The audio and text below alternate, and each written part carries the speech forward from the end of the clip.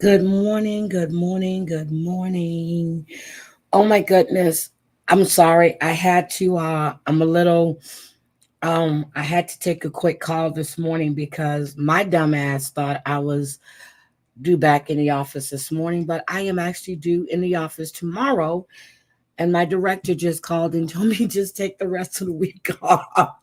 she said she said just do your report tomorrow and be fresh for Monday. And I'm like, yeah, I still need to check emails and stuff. So I'm gonna do that. But anyway, good morning, good morning. Bambi, I'm glad you're here. Guess what I received, Bambi? When I came in your chat when I was at the airport on Tuesday, you told me that if Mustard Squirrel was in my chat, you wouldn't be in my chat. Guess what I received yesterday, Bambi? A screenshot with you in the chat with Mustard Squirrel. That's what I received, Bambi, when you tell me this man threatened to kill you and you couldn't be in the chat with him. But there you were in the chat before him, after him, and still during him. Okay, so I'm just telling you, this is what you told me. So I was trying to say, why am I getting this? And then I remembered what you said. Good morning, Pam. I hope you feel better. Good morning, Tracy. Good morning, Tina. Good morning, Sarah motherfucking Z. Good morning, Melinda. Daisy girl, don't say much. Good morning, good morning, good morning. Wisco gal. Wyatt Earp, good morning. I saw Muggsy, good morning. Good morning, Flower Power. Scotland, Stella, good morning. I'm trying to make sure I get everybody. Um, Fight like a girl. Good morning, sweetie. It's nice to see you. And there the freaking commercials go. I haven't even been live for 18 minutes, and they're starting to come in. Good morning, Pam. As I said, I hope you feel better, baby. I understand about migraines. I haven't got one. My nose tried to run last night, but I caught it. And then TL had me take that airborne, so I guess that helped. And I do realize it is the truth. Good morning, M. Wet. When I do come back from Vegas, because of the high altitude, I normally do get sick. Well, no, that's I was just saying, Bambi. That's what you told me. So that's your choice. I don't really care. But you made, but the way you made it sound to me was like this man, well, not made it sound. You said he threatened to kill you. Good morning, Pink Sapphire. So I have no idea about them. I'm just saying what you told me. I don't know your issue with Mustard Squirrel. I asked you, why would he threaten to kill you? And I still don't understand, but that's your issues with them. I have no idea. I was confused on why I got it. And then I remembered. Good morning, sweet potato.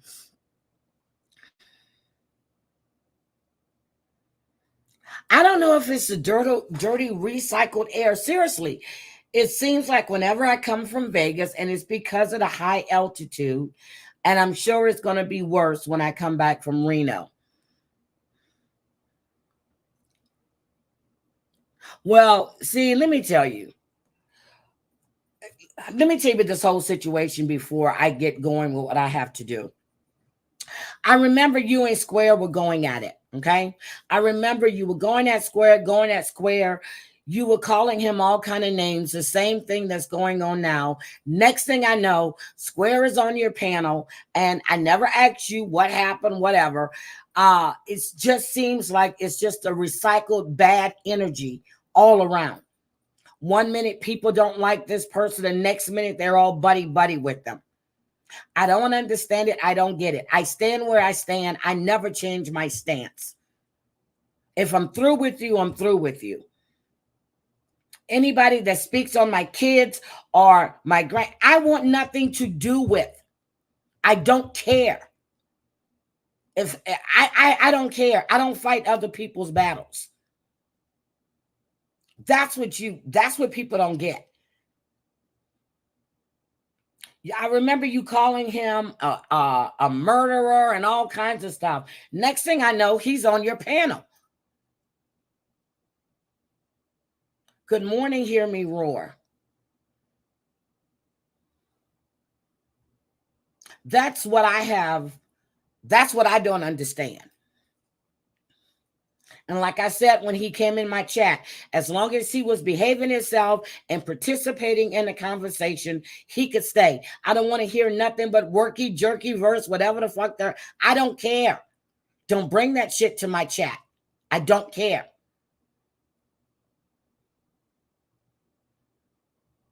It seems like people trade one disaster for the other. I don't want to be around anybody that speaks ill on women. No one. I don't care if I don't like them or not. If I want to drag Jews, I drag Jews. I don't need nobody else to drag Jews for me. All of this back and forth, back and forth. This is my friend. That's my friend. That's bullshit. You were never friends. You have a common enemy between you. That's it.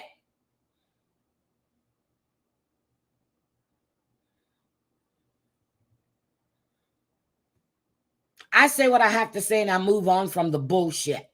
I'm not going to do 55 fucking streams about the same damn thing, about the same damn person. I told you when I was in the airport, I don't believe you tried to sell this man drugs. I said, let it go. He's going to say what he's going to say.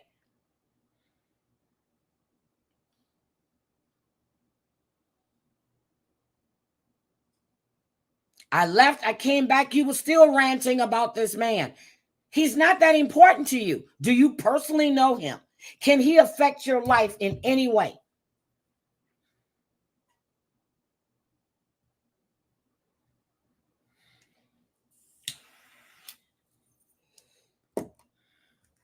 Then other people get dragged into bullshit.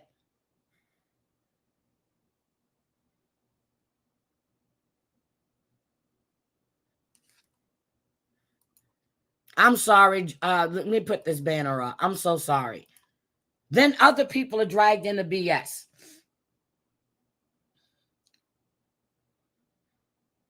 When he came in my chat, Mustard Squirrel and someone else came in here going after him. I said, and going after you, I said, if you have an issue with Bambi and with Square, take it to their channels. Don't bring it here. Guess what? They left.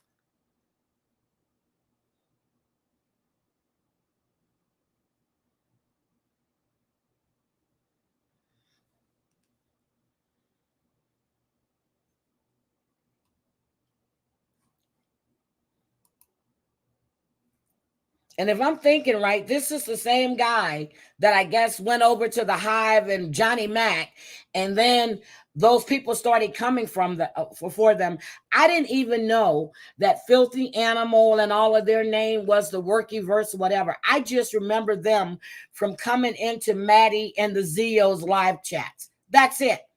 When they had this whole thing with Boss Lady Bird. And I understood. They were upset because she posted someone's kid. That's the only thing I knew about those people.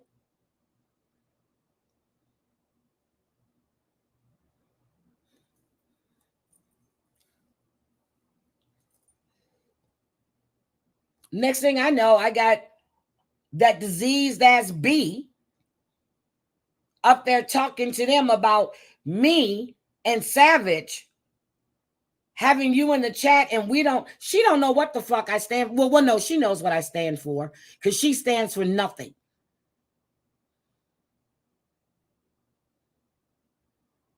I had people telling me that if I had you in my chat, they wouldn't be here, and I said, it's your choice. They can go if they want to, because I do find you funny.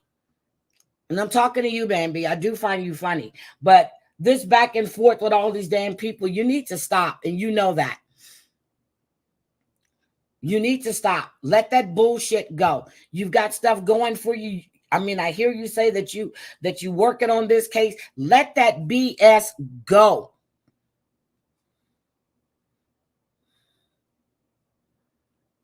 It is. It's very disrespectful.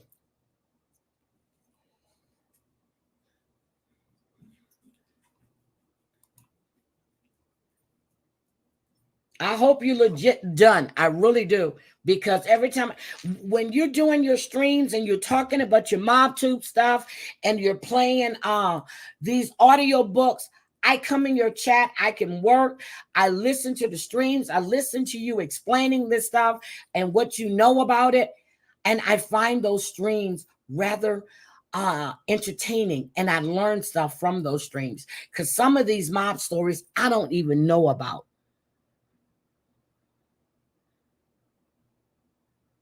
When you're doing you are good. Whether you have 12 people, 13, whatever in your chat, people are there because of what you're doing and because they want to learn something about the mobs, some type of history. I love, even not the mob, even when you did the one about the guy who was bullying the town. I remember that story. And they all just went out there and shot him up in his truck, and his wife was in the store. I remember that story. I want you to be you. But all of that BS, come on. Good morning, Bite Me Rain.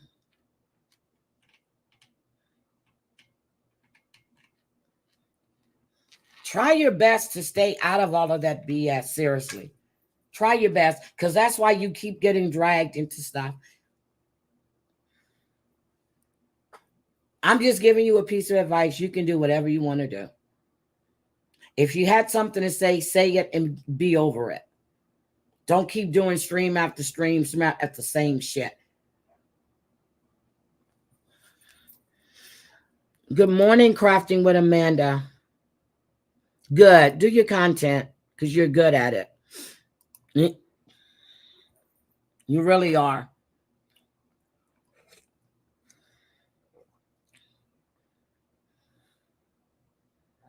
Bye, Pink Sapphire, sweetie.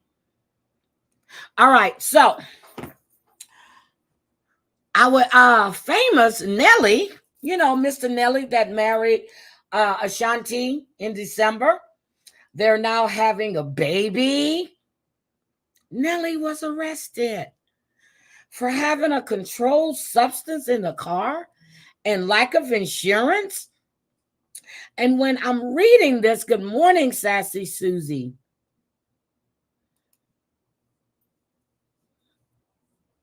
Baby, no problem. I really was going to call you yesterday, but then I was in and out of sleep. And when I woke up around 10:30, I saw that message and I'm like, what the hell is this? And then I remembered. And yeah, and when I saw you this morning, I said, I'm just going to bring it. I'm not trying to put, I just want to, I want you to know that I do believe that you're better than that. And a lot of people probably don't, but I do. But you can do, oh, they had the baby or no, I don't know if they had the baby or not. I don't know. Okay, no problem, baby. I mean, that's just my opinion. That's it. But Nelly got arrested, and then they started bringing back all of the old shit because he had an outstanding warrant in Maryland. Okay. Well, then he had one in Tennessee as well. But I forgot that this woman had accused Nelly of aura on a tour bus. That was way back in 2015. No, 2017. Then he was what was it? 2018, 2019? The case was dropped because I think her name was Monique. She refused to testify. And then he faced another charge in 2017 because this woman said that Nelly masturbated in front of her multiple times. I'm like, what? And this was in London. I'm like, what? So he got arrested And they're saying drug charges, but then here comes this lawyer. And I'm going to show you this arrest picture of Nelly, because I swore the little bitch was crying. Okay. Look, I swear he's crying. But I'm like, wait a minute, no insurance. And they're saying he had drugs on him. Look at this picture. I see tears in his eyes. You know, I see tears. I see tears. Look at him. Poor Nelly. Poor Nelly. So, again, he was arrested in St. Louis. And they said it was an old traffic charge coming out of Maryland Heights. Okay. But people said that your warrants can't be extradited. They got him in the casino.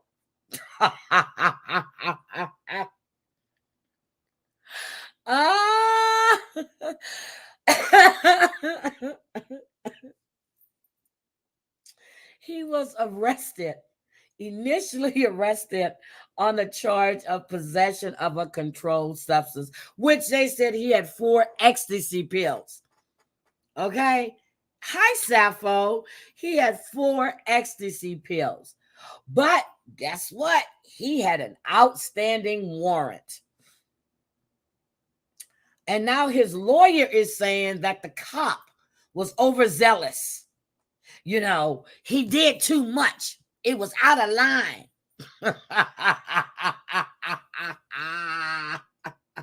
And because he ran him to see if he had other warrants, that means he's out of line. Anybody gets stopped for a traffic stop or whatever, they're going to run you. So I guess this cop shouldn't have did that, because it was, you know, it's Nelly. He shouldn't do that. We just remember when, what's his name? Justin Timberlake was just arrested in the Hamptons for DUI.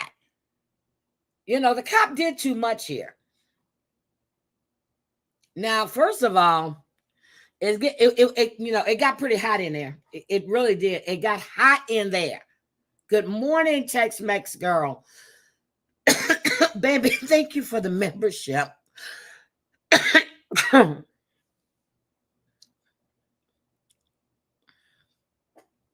Oh my God. So that's right. You had a membership and then you lost that other channel. That's right. But Nelly, they said all of this is fabricated. He was released, but you know, I'm sure it got pretty hot at home when he got home to Ashanti, because Ashanti was with Irv Gotti for the longest, while he was with, forgot the other woman's name.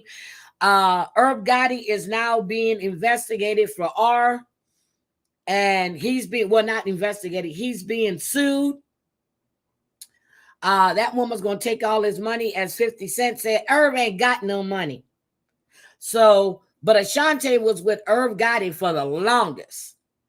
Okay. Now she done got rid of Irv. She done went back to Nelly again. They happily ever after, because they were too young before, you know, to know what it took. And now they're back together. He's cheesing with all his fake teeth and expecting the baby. And now his ass just got arrested.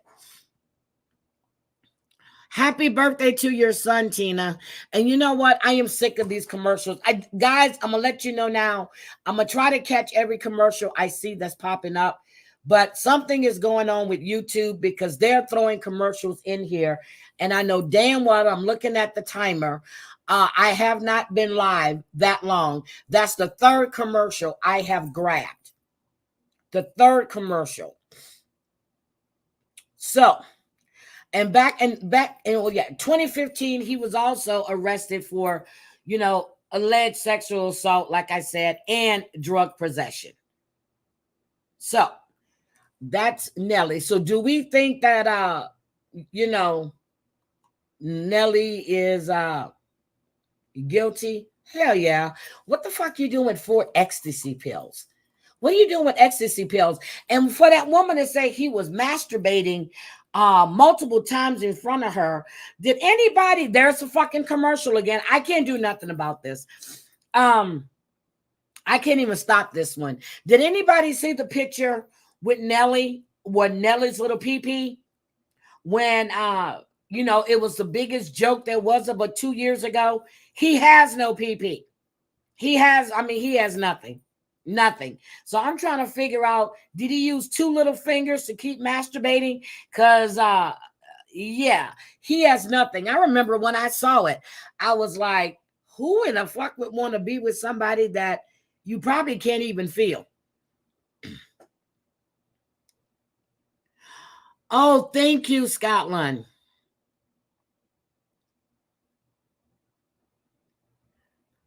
I mean, I'm thinking about him. She said he masturbated multiple times. I'm like, what the fuck was he? Did he pull somebody else's ding dong? Did he? I don't know. Yeah, he's hung like a field mouse. He has nothing. He was a laugh. I mean, 50 was laughing, raging. They were laughing at Nelly's thing. Because some girl he was with leaked a picture of it and it was everywhere. Well, I guess that's what he needs then, ecstasy and meth. He needs something. Yes, I have YouTube Premium. I don't get commercials. Any channel I go to, I do not get I do not get commercials. And I try to catch them because I'm in my studio and I can see when it says ad will be inserted in 50 minutes. 50 seconds. And I grabbed 3 of them. This last one, it wouldn't let me grab it. So, but Nelly, I want to hear what Ashante had to say. You know, I don't know. She might go with her Ja Rule song again. What's love got to do with it, baby? You know what I'm saying? I just want to know. But, you know, him and his country grammar, we going to have to figure out something. But, you know, you got a new wife. Well, the first time you've been married. Now, I'm going to give Nelly credit. He raised 2 of his, he raised his niece and his nephew because his sister was on the rugs. And he said that he would never do those. But guess what? We got caught. Never say what you never gonna do, Nelly. Never, ever, ever say what you never, ever, ever gonna do, Nelly. Then you got your own baby on the way. You got a whole new life. Or whether she had, I know she had a baby shower not too long ago. I don't know if she's had the baby. So you got Ashante back. You know, I don't see them as Jennifer Lopez, you know, J-Lo and oh my God, what's his name? Ben Affleck. I've never seen them like that. J-Lo is a serial marrier. She damn sure can't sing. Good morning, Shelby.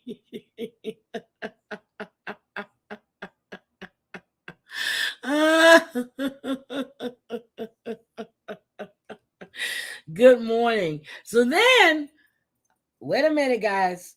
This gets better. We've got a pastor, a mega pastor out of Denton, Texas. Mega pastor.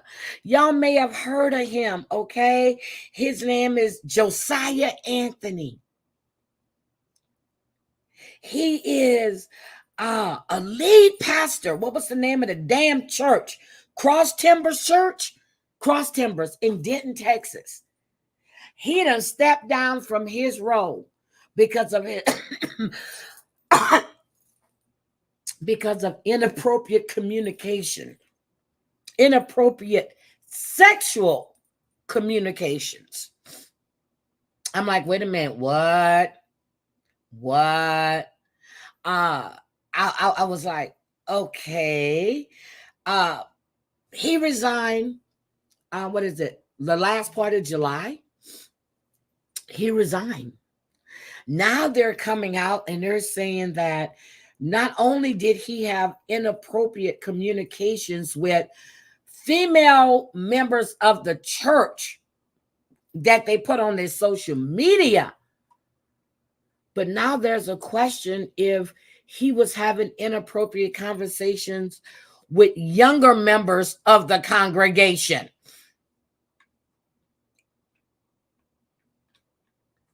They said he was being overly familiar, and this was brought to the elders' attention the first part of July.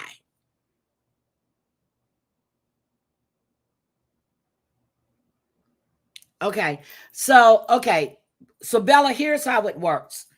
I have premium. If I go to Maria's channel, I don't get a commercial. Other people may get commercials. I don't get any interruptions. If I'm in Savage's channel, I don't get interruptions. Bambi's channel, other people will get commercials if they don't have premium. I do not get commercials. Now, the reason the commercials are on my channel is because I am live. I still don't see the commercials. Other people do.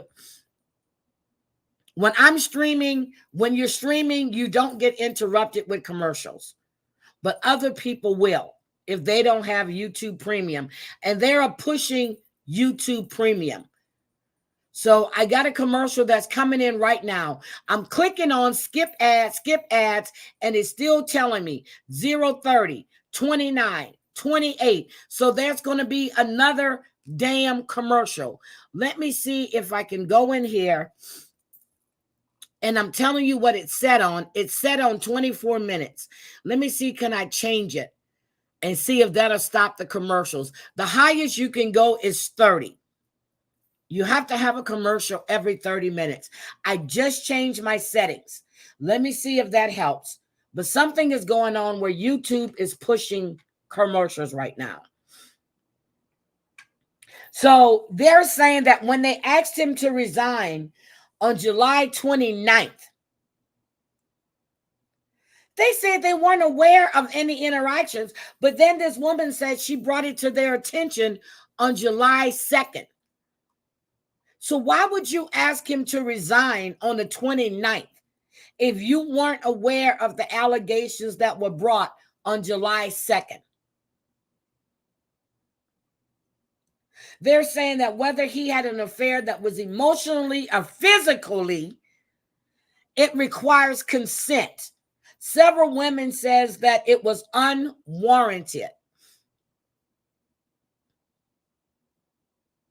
And they said that these interactions could not be consensual because of the power dynamic, because it's unequal. He is a lead pastor. They are parishioners.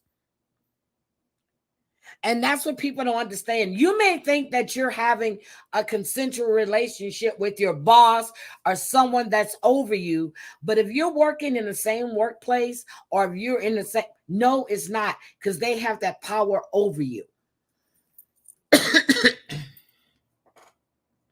Good morning, Susan. How are you, sweetie? So this is the church, Cross Timbers. It's in Denton, Texas. And guess what? The police department has not received any reports from any of these women. Now, they go to the church elders. If this man is doing this and he's harassing you, why didn't you go to the Argyle Police Department? But they're saying that they made a very difficult decision and come forward. You went to the church elders. Why didn't you just go to the police and show them all the unwanted texts and inappropriate things he was saying to you? I never understand women like that. I never do. But okay, if that's what we're doing, that's what we're going to do. Okay. Whew, Lord. Okay. That's it. Oh, and wait a minute. Did you guys know that Governor Tim Walz, thank you, Scotland, he has an autistic, non-verbal child? Did we know that? Melinda was gifted a membership by Scotland. Bella Marie received a membership. Shelby received a membership. Pat Alexander and Black Roses. Thank you, Scotland.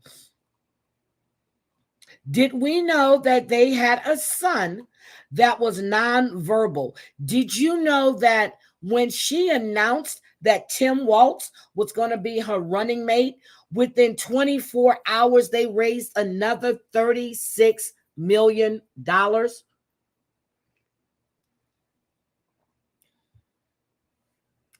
Oh my God, Sappho, I had a fling with the accountant where I worked. I was several levels above her job level. Yep. She almost because that's what they called an unequal power dynamic. While you guys may feel that you want to be with each other, in her mind or your mind, they don't know. You could be thinking, well, I'm superior to her and I can do this, but they frown upon that. Now, if you're working and you're on the same level, if you guys want to have a relationship, they don't say anything about that. Yep, see, that's what HR told you. Exactly. If you're on the same level, or if you're in different departments, same level, whatever. But if you're above her, they frown upon that. And that relationship needs to be disclosed to HR as soon as possible. Because if something goes on, you guys have a fight outside of the office, it comes in the office, she can say that, or he can say that you forced them or whatever, and that will cost you your job.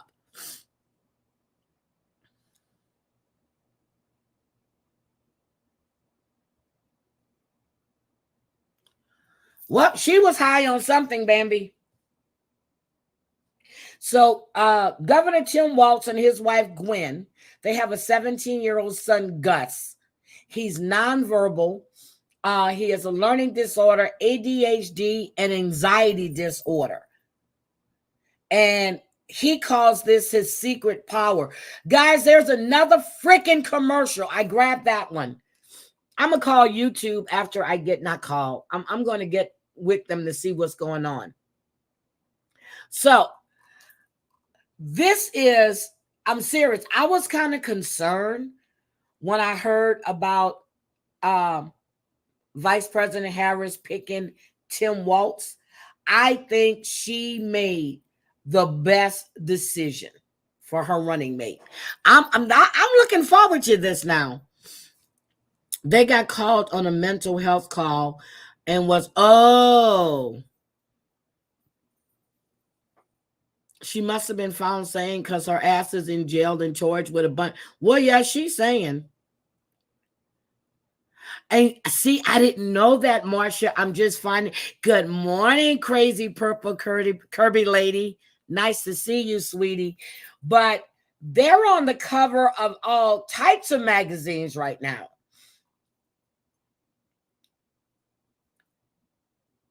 I mean, I don't know, guys. This could have sealed the deal. Who knows? But I just wanted to bring that to you guys' attention. I did not know that. I did not know that. So let me get to where I was yesterday. But we had a good conversation yesterday. But I want to bring this. But are they going to debate Scotland? And Susie Pachetta sent me, okay. Susie says that when I said that she wasn't from this country, it sounded to her like I was saying that she didn't know what she was talking about. Now, I responded to Susie in the comments. No, that's not what I meant, Susie. When you were talking about what was going on here in America, I said, you're not even from here and you know what's going on. So I didn't mean it. I don't know what part of that was missed, but to me, and what I said was the fact that she was in Canada and she knows the political dynamics here. Maybe I should have phrased it differently, but she knows the political dynamics that's going on here and she understands and sees what's going on. Now, I don't know how that got misconstrued. I have no idea. But that's exactly what I said, and that's what I meant. I didn't want to make her feel like she didn't know what she was talking about, because that's not what I said. And I did respond to her in my comments to let her know that is not what I meant, and that's not what I said. Wait a minute. I think she should have picked Shapiro. I think Harris would need Pennsylvania. I'm like, well, Pennsylvania is already blue. For the most part, Pennsylvania is blue. I saw she had that that rally on what was it, a Tuesday? And all those cars were, no, Wednesday. And all those people were there. Does she actually stand a chance? Yes, I think she stands a really damn good chance. No, I didn't mean it derogatory. And I said the fact that she lives in Canada and she knows what's going, she sees what's going on. So I don't know how that got misconstrued. I really, really don't.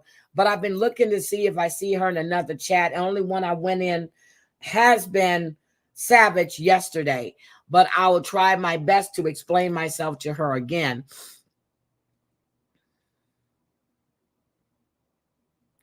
Oh, before I forget, the thing over in Edwards, I talked to him on Facebook, and I believe his handle.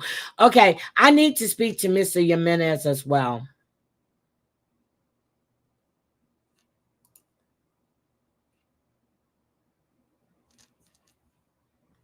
Yes, please check to make sure you're registered to vote. I saw you know what? I never looked whenever Mr. Jimenez mentions me in his thumbnails or whatever. So this morning I looked at his thumbnail when he mentioned me, and I saw the bug's name there. I'm going to let Mr. Jimenez know if he wants to add me to the thumbnail. I don't want to be added into any thumbnail that has anything to do with Just Jews. I don't. Never. Just Jews, Switch Witch. Do not put me in a thumbnail where their name is at all. I want nothing, no association with them at all. Do I think America is shit? Everybody said that Hillary was actually running the country. They said Michelle was running the country. According to them, we've always had a woman president. They said Rosalind was running the country when Carter was president. They said Barbara was running the presidency when Bush was. Get out of here. No, I'm not going to hit him up on Facebook. I'm sure he's going to see it. And when I'll go in his chat and I'll let him know. Don't put my name in the thumbnail with anything having to do with Just Jews. I want no association with her at all. None. Hi, Bella. I just don't. I want my name nowhere around hers. Mari Mar has a new pick. I didn't look. There's another fucking commercial. Hold on, guys. I got that one. You do have a new pick. I love it. Yep, Nancy Reagan. Same thing. Same thing. So we've already had like 6 women presidents, according to them. Okay? 6 women presidents. I want to know how we're going to pick a leader of a country that has no loyalty to his own fucking wives. No morals, no nothing. Tell me how that's possible. And a convicted felon. Whether he serves time or not. The bitch has been convicted. Okay? He's been convicted. You got J.D. Vance. Oh my God. Y'all need to look him up. He's disgusting. You got women CEOs of companies. Come on now. Trump is a felon. He's been convicted. 34 counts. We've had good women leaders. Yes, Margaret Thatcher always stands out. I don't like Queen Elizabeth, but I think she was just, but that's their monarchy. That's their monarchy over there. I don't care.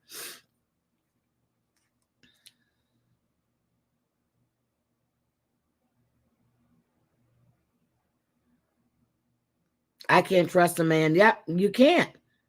No loyalty to his country. I'm understanding he was having meetings with Putin. He's not even president. Kim Jong-un.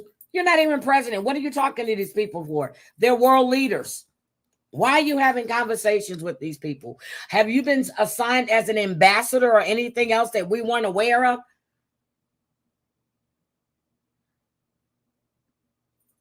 Don't remember that. Oh, yeah. That's true. Kennedy was a whore hopper, and he would do it inside the White House. So did Clinton. So did Clinton. They all a bunch of whoremongers. All of them. All of them. And that includes Martin, too. All of them.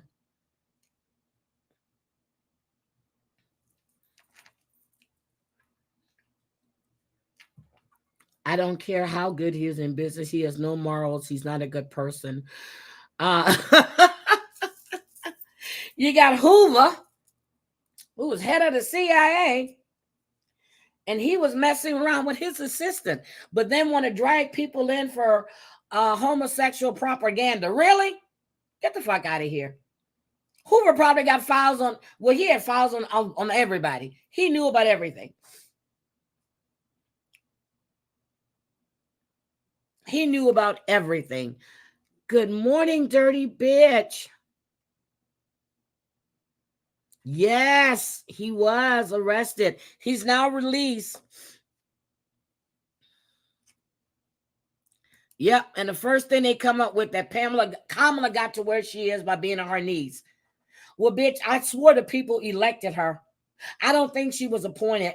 I think people elected her to every office she's had. So if getting on your knees and sucking dick or doing whatever you're doing, go the fuck on. I don't see it help Monica Lewinsky at all, because she was definitely on her knees, but she didn't swallow. She just put it on the black dress. Get the fuck out of here with that bullshit. Get out of here with that bullshit.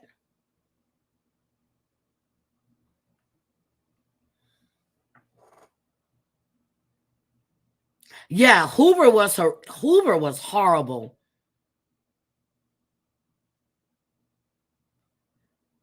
Shady Vance. Yes. I'm just like too through with all this shit. We're talking about political, and they're going below the belt. They're getting personal. Good morning, Dorit. I am so sorry. I did not. And then after our phone call, I really felt like shit.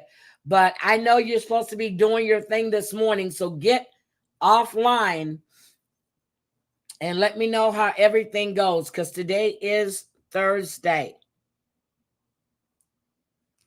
Clinton was a cheater. Clinton and Hillary were cheaters. Shit, people disappeared around them or came up dead. Shit, come on now. What was it? What was it? Was it Whitewater? Yep, he was protecting his little boyfriend.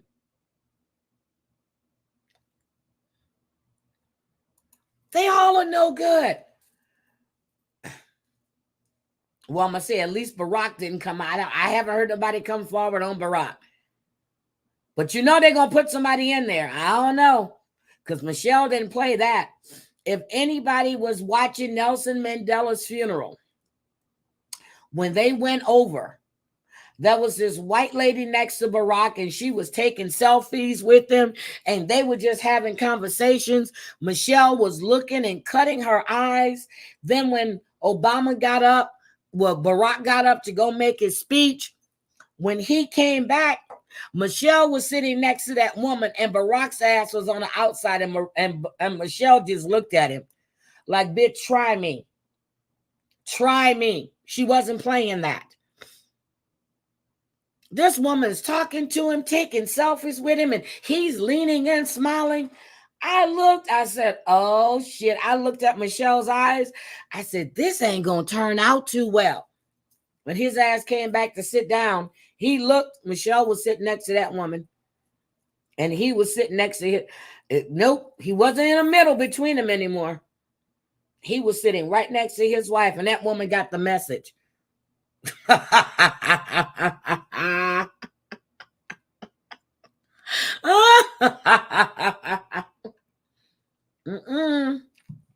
Don't play that. Okay, let's go. I don't know how we start talking about this shit, but we do. And Debbie always tells me, she goes, we go on tangents. But let me tell you, there's this lady on TikTok that Angela Deem had the nerve to talk shit to. Okay, Barack was your husband too? Girl, you better not tell Michelle that. Angela Deem had the nerve to talk shit to. Oh yeah, Jimmy Carter and yes, very decent. Oh my God, the Carters, yes. Yes. They were just downright. Rosa never changed the way she dressed. You know, they'll put her in gowns and stuff. But oh my God, this woman is from Nigeria. She doesn't know Michael. Angela was talking shit to her. She told Angela, name a place. I'm going to play that for you guys. Then this other woman, she is part of the LGBTQIA community. Angela did a panel last night, I guess, and she was talking about, I don't know why this woman's coming after me. She goes, because I back the LBQ. That's what she said. I back the LBQ. And that woman said, did you mean that you back the LGBTQIA? She goes, just because you back them doesn't mean that we back you. Oh my God. She is making, I love it. Dirty Bird gonna get her ass kicked with her big ass mouth. And that woman from Nigeria told her, you don't know me. I am not Michael. And anytime, any place. She said, because the way you treat your husband, we wouldn't treat a dog like that. Okay? I'm just like, okay, I'm ready for this one. So I saved it. Debbie will be home tomorrow. We're probably going to, she called me yesterday. I talked to her in St. Kitts for a while and she was teasing me. But then she sent me a message, are you still up? And she's 3 hours ahead of me. I was knocked the hell out. Then when I woke up, I said yes, and she was probably asleep. But oh my goodness, she is not like, and then I started watching this reunion. And I got so mad, I had to walk away. I'm going to rip you a new asshole, you dirty bitch. I'm going to rip you. I'm going to rip you. I'm going to rip your daughter. I'm going to rip your grand. I'm going to just rip you. I don't like you. Don't like you. So yes, I'm looking forward to this review of this recap we're going to do. So let me just show you what happened to this 12-year-old boy. I keep putting it off because, again, you have a young man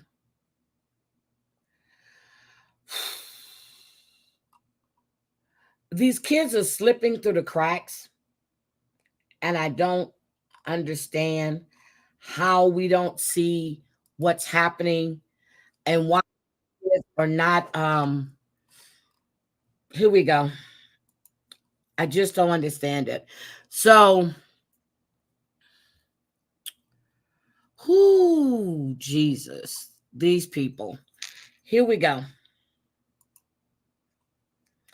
Let me get this here. Heart-wrenching, sick to my stomach. Community members want answers following the death of a 12-year-old West Haven boy last week. The darkness tonight as a heartbroken community asks questions like why and how. I just feel like we have failed him. Clearly, there has been a long pattern of abuse. It honestly hurts because we are our kids' safe place. They should come to us and talk to us, keep us safe, and tell us what's going on. And he did not have that. Near the West Haven home, where authorities say a 12-year-old boy died from neglect and abuse They're not shocked by the accusations against this family. Now, authorities arrested the young victim's dad, the stepmom, and a brother in the past 24 hours, each now facing child abuse homicide charges. Ariel Harrison live tonight from West Haven. Ariel? Yeah, these documents in my hand, the boy's brother, stepmom, and father are accused of severe child abuse and neglect that authorities say led to the 12-year-old's death. They also detail attempts to conceal that abuse. Neighbors I spoke with nearby say while the allegations and accusations are horrific, they are sadly not shocking. I wish we would have called more. A neighbor in the West Haven community. And you're exactly right, Crazed. They allowed it to happen, and it made for good television until people started complaining about the way she was treating Michael and abuse. She was abusing this man, and Angela is quick to say, I'm gonna get back to this, but I want to just let Craze know. I see she's quick to say that things were edited. No, nobody edited you putting your hands on Michael. Nobody edited you throwing your titties up so everybody can see. Nobody edited you talking to his aunt, disrespecting his family. Nobody edited that. That was all you.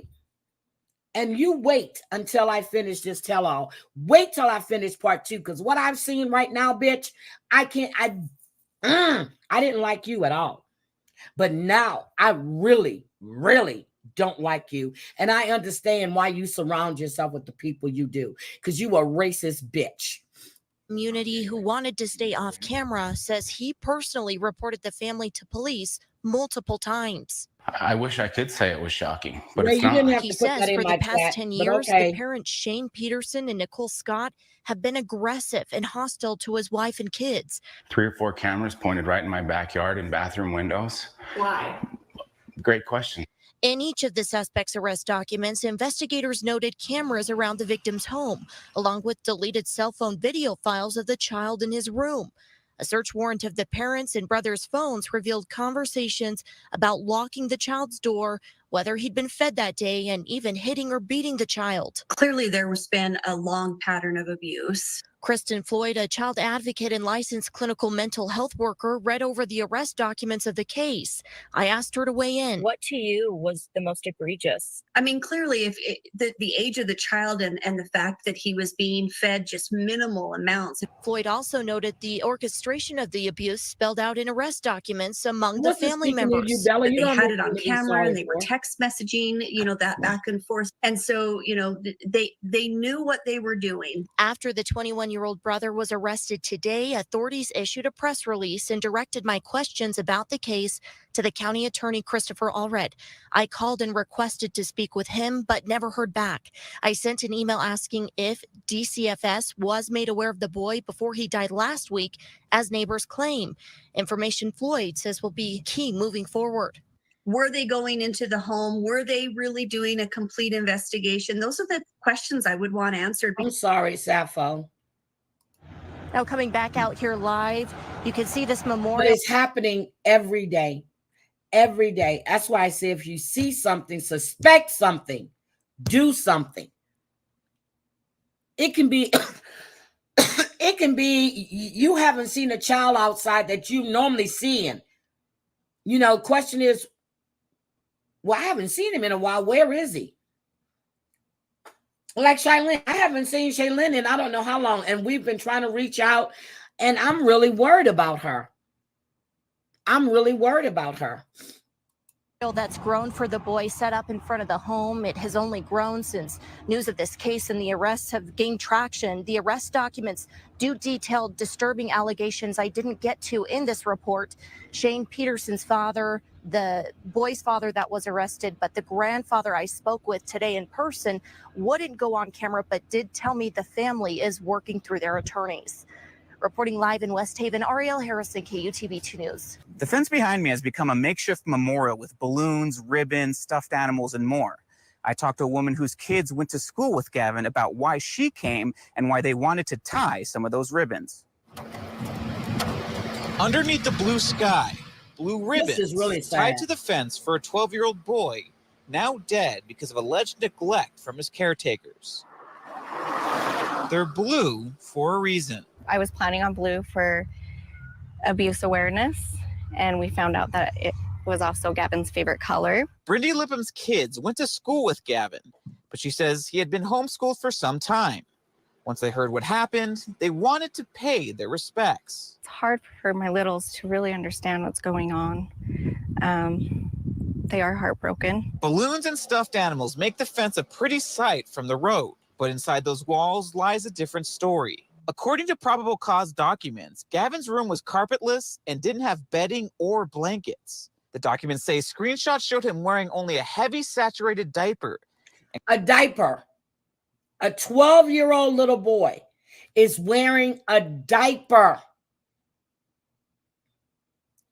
It says, from recordings of the deceased child's room, in most of the screenshots, the child is only wearing a heavily saturated diaper. The child can be seen curling up on the carpetless floor of the room, which liked bedding. This is some and curling up on the floor with sores on his back. For you as a mother, and when you read something like that, just kind of neglect like that and abuse like that, what goes through your mind? It makes me angry. It honestly hurts because we are our kids' a safe place. They should come to us and talk to us, keep us safe, and tell us what's going on. And he did not. Let's think about the 8 passenger kids. Mr. Jimenez, good morning. I'm glad to see you. Mr. Jimenez, can you do me a favor, please? And I'm asking you this really, really nicely. Please. If you tag me in anything, I don't mind you tagging me, but I don't want my name associated with Just Jules. So if you're going to tag Just Jules as well, please do not tag my name. I want no association with that person.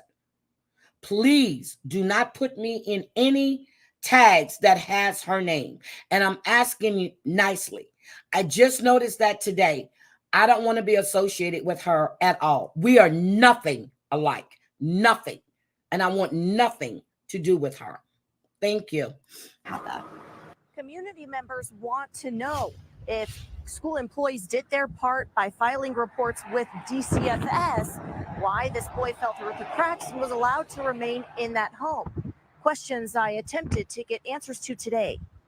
Absolutely heart-wrenching, sick to my stomach. As the memorial for 12-year-old Gavin grows outside his West Haven home, emotions do too. How could this go on and no one know? How could it have been reported and heads aren't rolling? Today, a community member who asked we conceal their identity spoke with us about news of the reports of multiple complaints filed. What did you know about the complaints? I knew one had been filed. I have spoken with that person since, and it's heartbreaking. That person is absolutely distraught over it because that person done everything they could. This morning, I reached out to DCFS to ask if they would confirm the district's statement that multiple reports concerning the boy's safety were filed. Their response cited privacy laws, saying, quote, DCFS legally cannot provide any information regarding these questions or claims. In a separate statement, the department said the death, quote, devastates us, calling it tragic, and said the agency, quote, works with children and families during some of their most vulnerable moments. Do you think there's blame? I do. They have employees that work with children, like bus drivers, lunch ladies, school teachers, principals. If they are mandated by law to report this and to document it, at some point, the accusations should have been checked on. There's so many Gavins out there. Again, what do we take away from this? Speak out, speak up, do something, act. Don't sit back and watch, act. Hold on a second. Please accept my apologies. My intentions were I will obey your wishes. My utmost respect always again. Mr. Well, I understand that. I really do, Mr. Jimenez. I really do. And I know your intentions are never, ever bad. And I have the utmost respect for you. I really do. I just do not want to be associated with that person at all. There's nothing she's morally corrupt. She has, oh my God, no integrity, no nothing. I don't want to be associated with her. And I get it. You like to see the good in people. There is no good in her.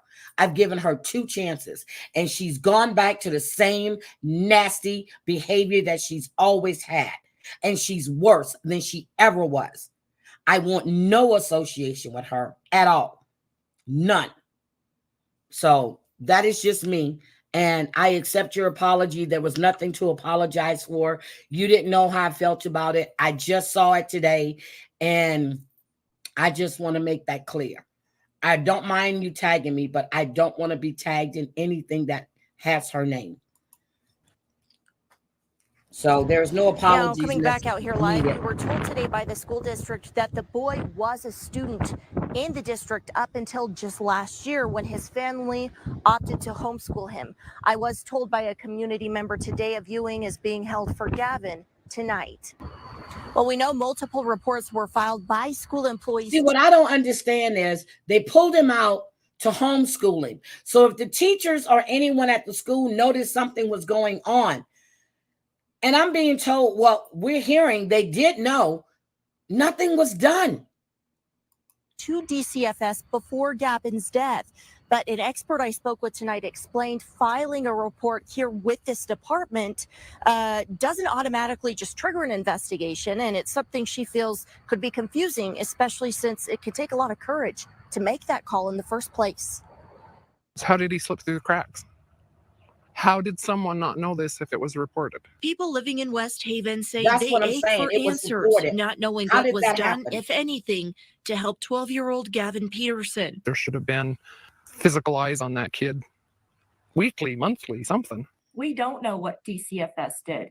That's a hard part to this. Yeah, I think that there's this really gray line on getting information. Kristen Floyd is a licensed mental health counselor in the state. Having filed reports with the department throughout her career, she says it's rare to know what comes of them. You know, I've made a report and then seen that family 2 or 3 weeks later, just in their normal, natural environment, and nothing has changed. Reading over Gavin's case, she and others question how teams checked on the boy following the reports, especially after he was pulled from school. A task she admits isn't as simple as some might think. I mean, DCFS can't just barge into their home by any means. Sometimes they'll make appointments with the families to come and meet with them, and then the families don't show up. Or even worse, the family lets DCFS in and they show them, you know, maybe a false sense of security for the child. Floyd says while she understands privacy laws, Gavin's case highlights an area where she says our policies might be too one-sided. I think we'll ever get answers as to why it got to this point. You know, unfortunately, all these investigations are confidential. As a mental health counselor, Floyd is required by the state to report any abuse concerns. If I'm accountable as a mandatory reporter, what are the consequences on the other side if things go wrong? But we can't ignore that this case happened and that something went wrong with this case. And therefore, policies or procedures need to be investigated. Happening right now, a candlelight vigil honoring a 12-year-old boy who heartbroken community members say was failed by everyone. Last fall, the Weber School District said Gavin Peterson's stepmother pulled him out of school to be homeschooled. The decision came on the heels of numerous reports from school employees concerned about that boy's safety. And 12 months later, the boy's parents and brother are arrested for his death. Ariel Harrison is live tonight from that vigil. Ariel, I'm sure a very emotional night. Are any family members there? I am told Mom was here. She didn't speak. However, Gavin's uncle did.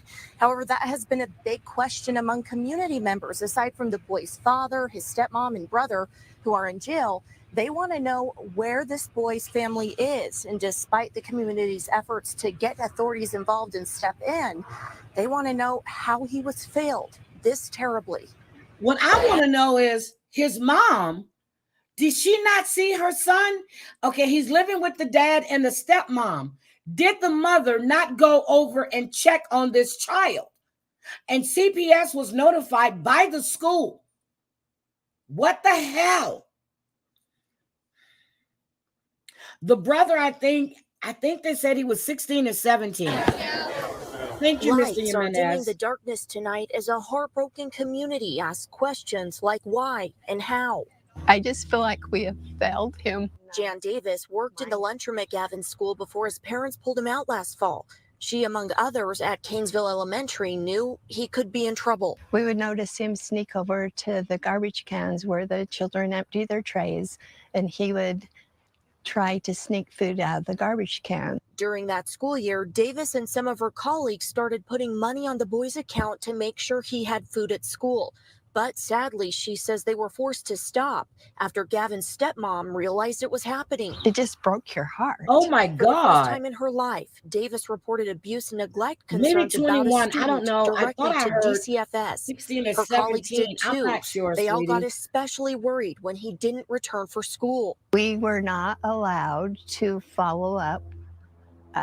It was an invasion of the family privacy for us to call the state and ask where it was standing and what they were doing for him. Did you read through the arrest documents of his family members?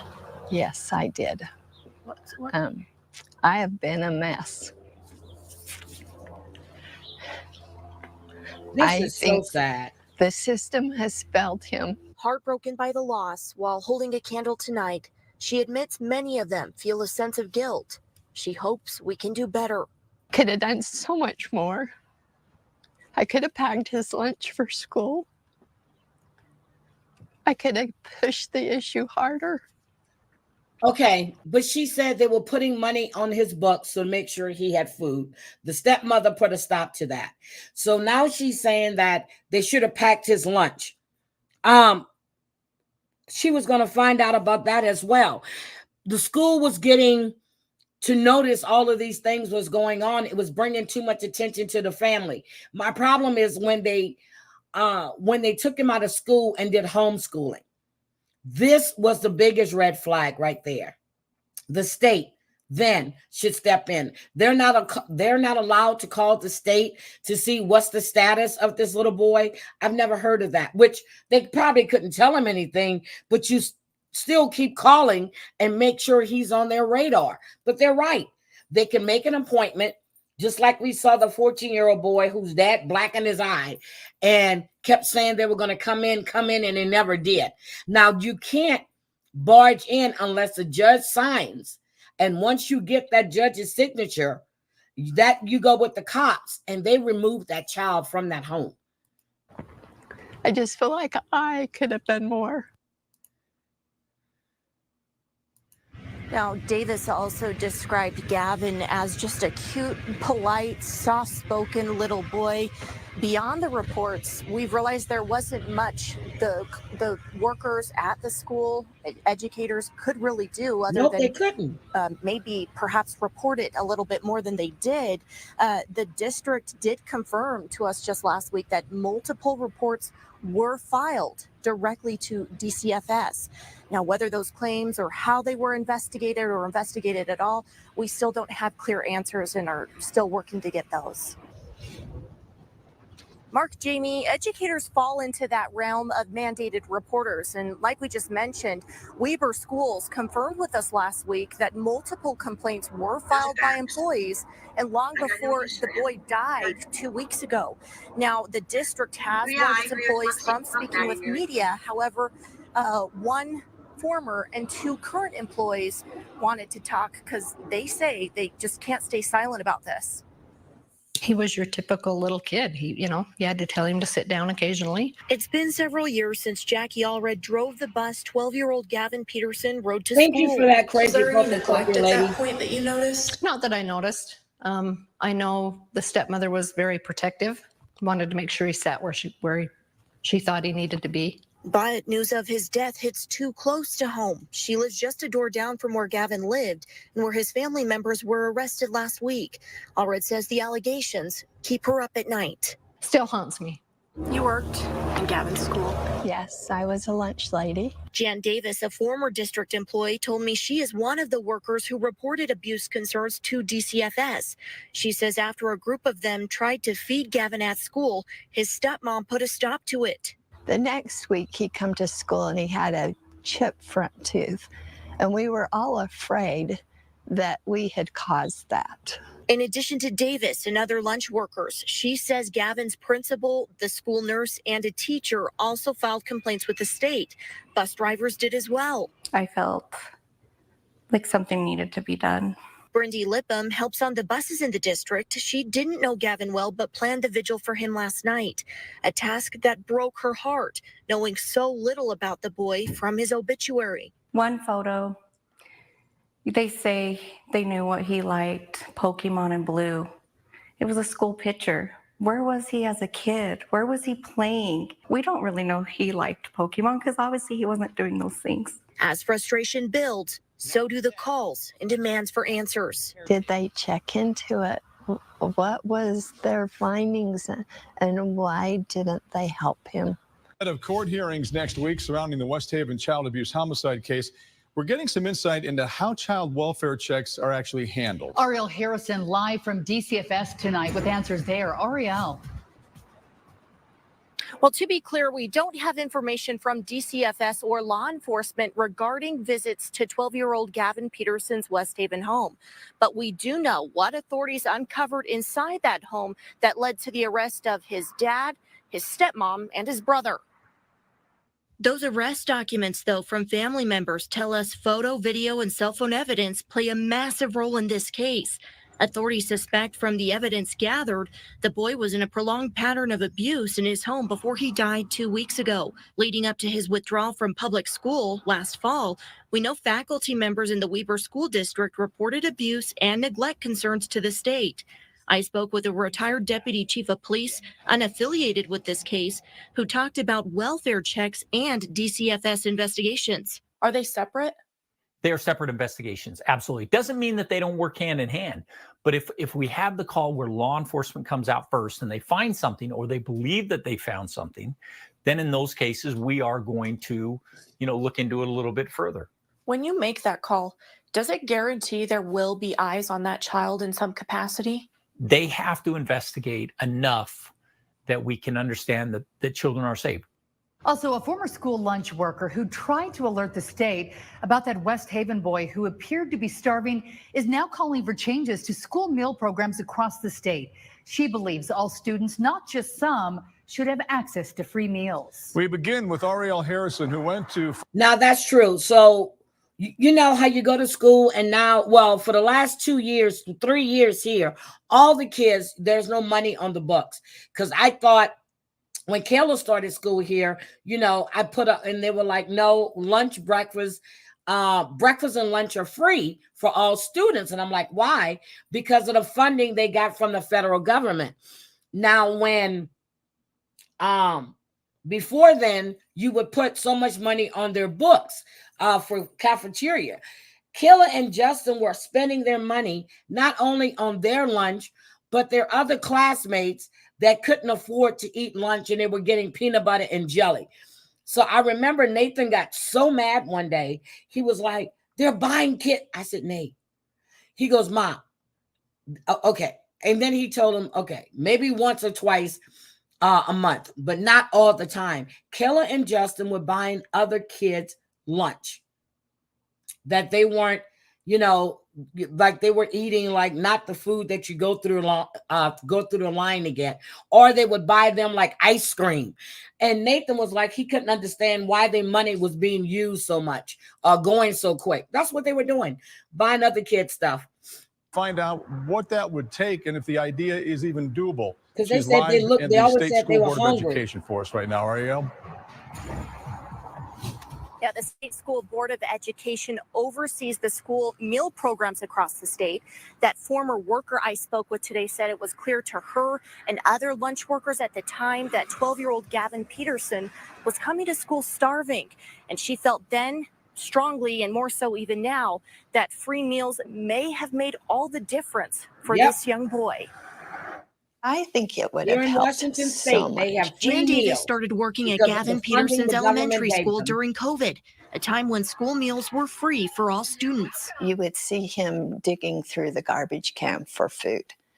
And that's when I first noticed him. Davis says this didn't start happening until free meals went away and families were required to pay. You can go online and you can apply for reduced school lunches Yep. or free school lunches. But you have to apply. You have to apply. It just doesn't seem like that was in the cards for this kid. No. After You know- conflict with the Yep. family following workers' attempts to feed the boy Kayla at was doing school, that here. last fall he was withdrawn for homeschool. You know, even though they have free lunch, you know, you can buy like extra stuff. You know, you might want to get an extra soda or whatever. And she would always, well, not always, but like a couple of her friends, like you guys know her, but Vicky, she would always make sure that she had stuff to eat and take home with her. So, and I didn't say a word because that's just the way they are. Always. So I didn't say anything about it. You know, it's coming out of her allowance. Whatever she did with her allowance, that was her business. She was old enough to know what she wanted to do with her money.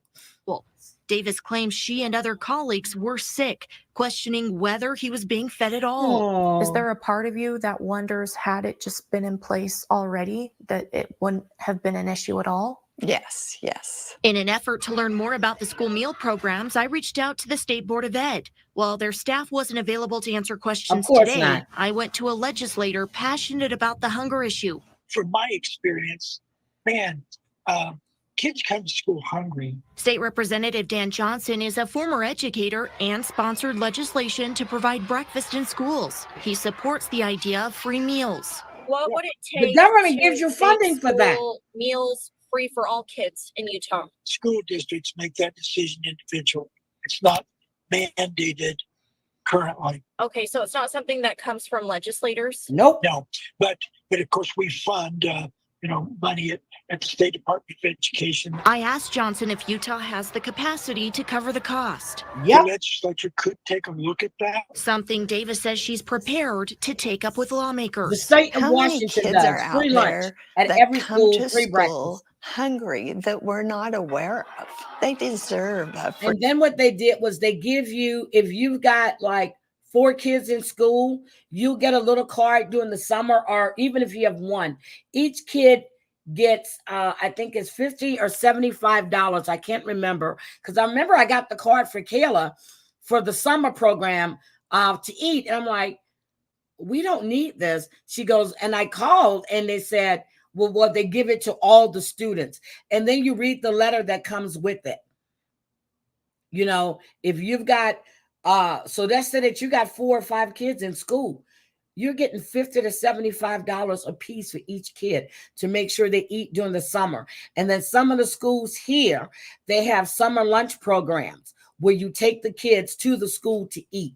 So if Washington State can do it with government funded money, why can't they do it? Free meal. But they're steady building Now, new while the State schools. School Board of Ed couldn't talk with me today, they said they would. I do plan to sit down with them and ask about the reality or ability to provide free meals for K through 12 students in Utah.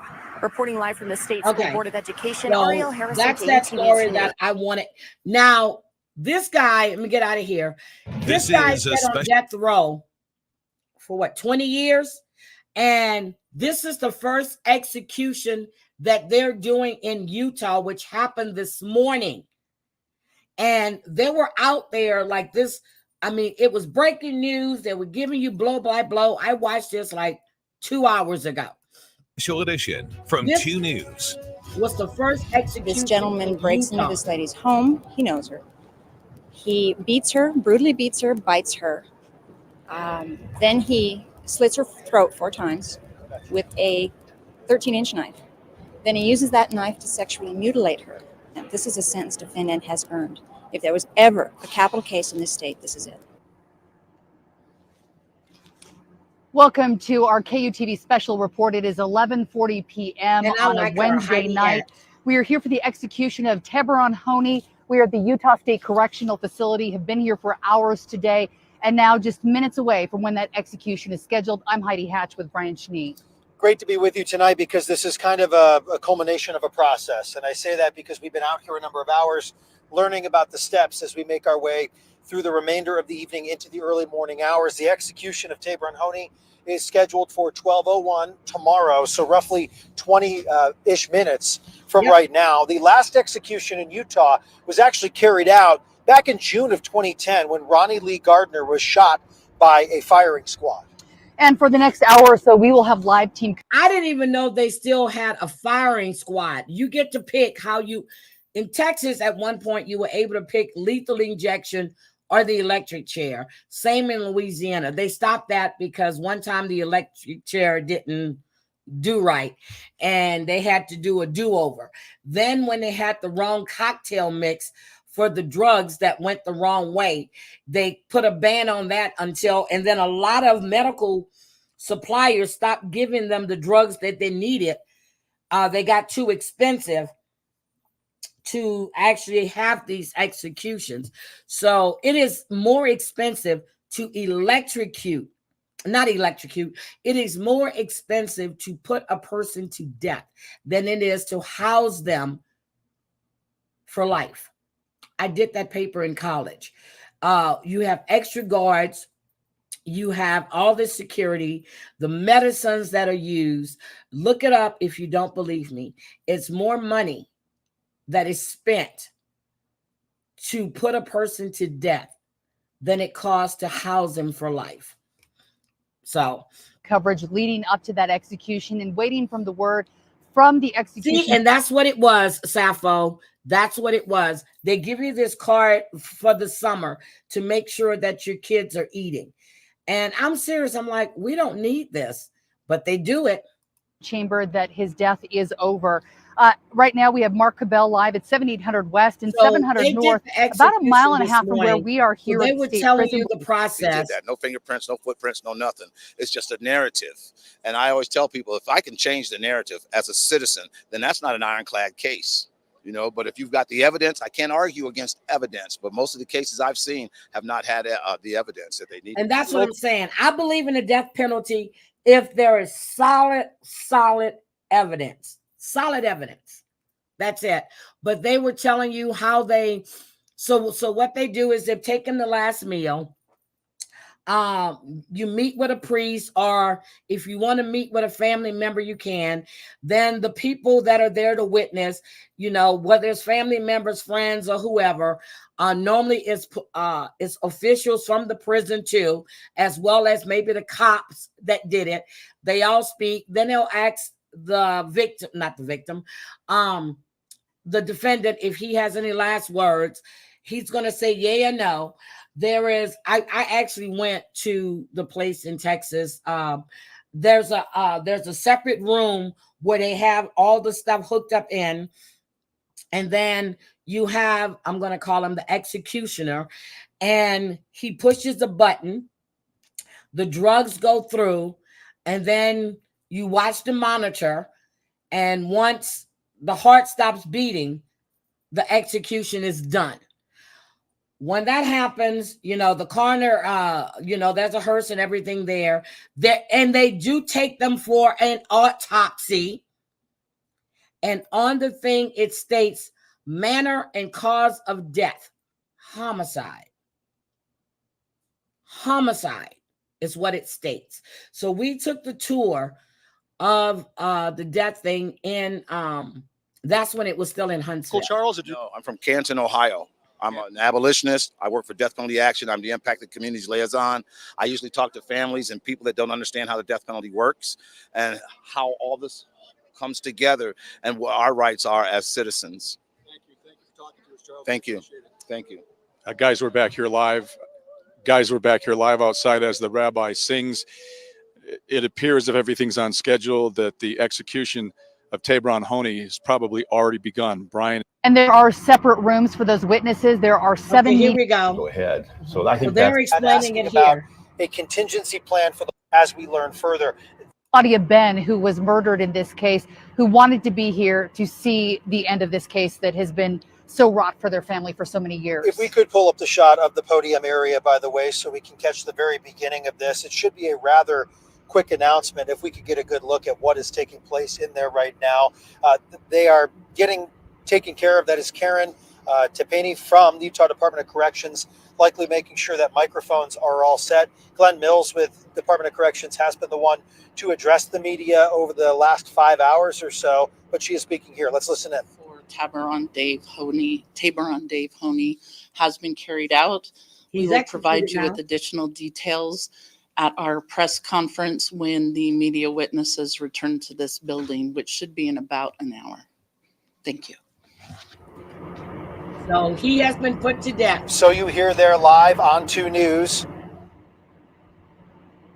So you hear there live on 2 News at 12:30 on the dot here on this Thursday morning that the sentence for Tabron Honey has been carried out, meaning he has been executed by lethal injection. We'll get a lot more information in about an hour from now. The media witnesses will come in for a news conference. First, we'll hear from the Department of Corrections. They'll give us some of the basic facts if he had. I was trying to see if the hearse was there, or because normally, well, in Texas, you'll be able to see the car when they put the body in. It goes off. There's a police cruiser behind it, and Any final words, if anything went wrong. Then we'll be hearing from those witnesses. Jim I don't Spiewak see from any KUTV witnesses, 2 so News I'm and the gonna let others you know. will sit at a table. They will answer questions. They are not reporters tonight. So it's off. There is no witnesses, but his execution has been carried out. I was just like, they haven't did an execution since 2010. So he has been put to death. Hold on a second. Here we go. I have it. Hold on, let me share it. Here's the witnesses right here. Catch Rule, thank you for becoming a member. Here's the witnesses.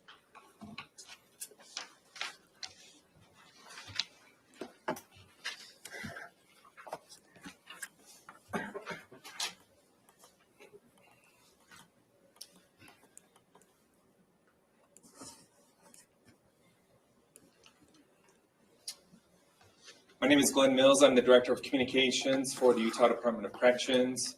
We have with us our media What is this witnesses jacket as well. and this shirt? They are They Jim don't go Spiewak together. from KUTV, Sarah Murphy, ABC4, Ben Winslow, Fox 13, Jessica Miller with the Salt Lake Tribune, Kyle Dunphy with Utah News Dispatch, Hannah Schoenbaum with the Associated Press, and Pat Reevy with KSL.com. Also from the Department of Corrections, I have on my right Brian Redd. He is the Executive Director. I have Bart Mortensen, who is the Warden of the Utah State Correctional Facility, and Chief Randall Honey with the Division of Prison Operations.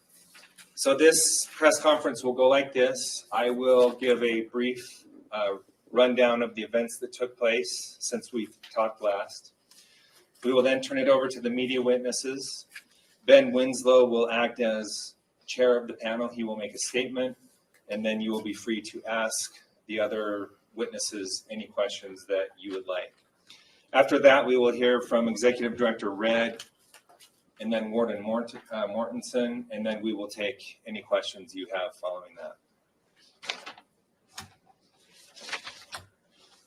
At 12:25 a.m., Tabron Dave Honey was pronounced dead. Prior to that, here is what took place. At 12:03, he gave his final statement. Working together with the media witnesses, we put this statement together as this. From the start, it's been, if it needs to be done for them to heal, let's do this. If they tell you you can't change, don't listen to them. To all my brothers and sisters here, continue to change. I love you all. Take care. At 12:04 a.m., lethal injection begins. At 12:13 a.m., a second dose is delivered. At 12:21, the EKG shows a flat line. A sheet is placed over the condemned's head at that point, and then he is pronounced dead at 12:25. We will now hear from Ben Winslow of Fox 13. So what we observed as we were in the room is when the curtain was drawn, Tabron Honey appeared to be looking up, lifting his head up, laid down. His arms were strapped to the table. He had IVs in both of his arms. The warden read the death warrant to him, and he did then give his final words. His foot appeared to be twitching. We couldn't tell if it was out of nervousness or whether it was just a reaction that was happening. It's the drugs. He did continue to look around. He closed his eyes. His foot continued to tap and then stopped. He continued to look around from what we observed. He appeared to be mouthing something to the warden and the director of operations. We could not hear that, whatever it was he said. He lifted his head up again, took a deep exhaling breath, and opened his mouth wide. His breathing appeared to be a little rapid, but it then slowed down very quickly. And then his skin turned pale, turned blue, and we observed the EKG being tested to measure his pulse again and again and again and again. What he did was he slit this woman's throat 3 times, and then he used the same knife to mutilate her. And yeah, so he's getting exactly what he deserved. So yes, so and then he k'd her son as her child as well. It's great to see you. Damn it, Mandy. That was when, shortly afterward, that was when he was pronounced dead and the curtain was drawn for us. Ben's kind of speaking on behalf of everyone here for us as kind of our spokesperson. So yeah, I guess questions. Do all of you have any questions of the media now? Can you tell us what it was like, seeing that with your own eyes? What's going through your heads right now? I mean, for me, it was, I said this going in, my hope was that I would watch someone fall asleep and just not wake up. And that's pretty much exactly what happened. It wasn't traumatic in terms of there's, nothing gory or gruesome about the actual procedure. As Ben mentioned, there was a little bit of a leg twitch early on. I noticed, and there was no clocks in there. So our sense of time may be a little off, but it seemed like for me, maybe after the first couple minutes, 2 or 3 or 4 minutes, I didn't see his chest moving. I noticed it right at the beginning. You could see his chest moving, you could see him breathing, and then that kind of stopped. And so, again, the feeling for me was, when is he actually going to die? Didn't know that. And we were watching for about 15-ish or so minutes. But again, his eyes were closed for most of it, or almost all of it, after the first dose was delivered. And for me, it was someone went to sleep and didn't wake up. Jim, what was it like to sit down in the chair before the curtain was even pulled? What was going through your mind at that point? Again, just hopefully I watched someone fall asleep and not wake up, and it's nothing. Yep. So that's it. That's just what it happens. But those are the witnesses. I didn't see any family members there that wanted to witness, but they're just telling you what I've never witnessed an execution. I've only went through on the tour that they gave for our class, and you'll see everything. And now there is one person that you never know who's behind that's actually pushing that button for the medicine to actually go through. It's never the same person. At one point in Texas, there was an issue with finding what you would call an executioner, because they used to pick who was going to do it, and then it became a job. This is your sole responsibility, and a lot of people didn't want to take part in that because of the fact that it is a homicide. So I personally said I would take the job if I knew that that person was guilty. But again, you have somebody's death on your hands and you don't really want to deal with that. So again, I want to say thank you guys for being here. Bambi,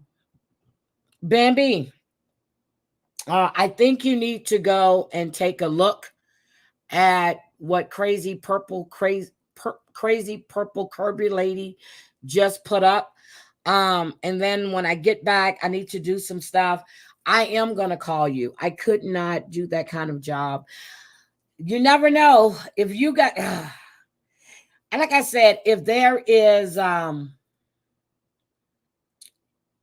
proof, I mean, strong proof, no doubts, no nothing, then that would be something that I can see. That'd be something that I can see being done. But I deleted that comment, Bambi. Rottweilers and Kane, good morning. Good morning. I don't know what happened between the two of you, but I'm just letting you know you should go take a look at it. But thank you so much. I enjoyed seeing you guys this morning. I will definitely post when I'm going to go live with Debbie so we can do this reunion.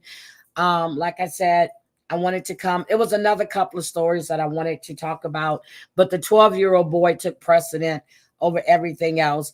So I just definitely wanted you guys to see that. And again, if you, yeah, so Chantel has some really good stuff. I'm going to be covering the other crew on YouTube, the man and the woman that live in Vegas that has absolutely taken advantage of their mother-in-law. His sister has some type of autism. They are disgusting. They are really, really disgusting, and they're beggars. And this man is 60-something years old. The girl he's married to looks like she's 28, but she is a $2 mattress in Vegas. A $2 mattress in Vegas. Yes, I had a great vacation with Lucille. Good morning, Pick Me. I didn't see you. You guys have a great, great day. Oh, yes, schizophrenic. Thank you. So I will be showing some of that. I got to get with Tina on this as well, because Tina brought this to my attention, and I have been watching them before I left. And I know their channel got struck and he just went the F off. He's a manipulator, and I think that he is another one that tries to traffic women and try to get people to, good morning, DC, and try to get people to come and think his way and try to put women out there. I'll call you, Tina, but I got some stuff I need to take care of right quick, and that's why I had to put myself on mute. I had to take care of something, so I need to go. I love you guys. Have a great day, and I'll definitely see you later. I don't know, I might do a members only today. Don't hold me to it. I'm gonna see what I have to get done. Even though I'm not supposed to be back at work until tomorrow, I was told that just take the rest of the week off. I got the time, and I'm sure they're trying to make me use all of it, but because I had those extra days that I didn't use. Pam LaBar, I hope you feel better, sweetie. And you know what? I heard your husband, and I was cracking up, Pam. I heard your husband talking. I was cracking my ass up. But you guys have a great day. Love you guys. Let me get us out of here with some music. Bye.